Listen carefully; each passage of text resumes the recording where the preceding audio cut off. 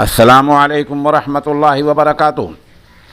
ناظرین، آج کی خبروں کا آغاز جناب قاری محمد سلمان سنسار پوری کی تلاوت کلام پاک سے کیا جا رہا ہے۔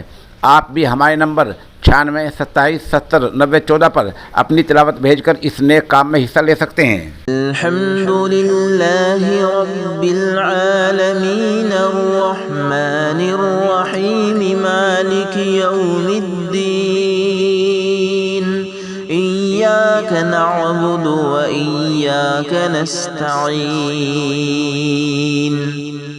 اهدنا الصراط المستقيم صراط الذين أنعمت عليهم غير المغضوب عليهم ولا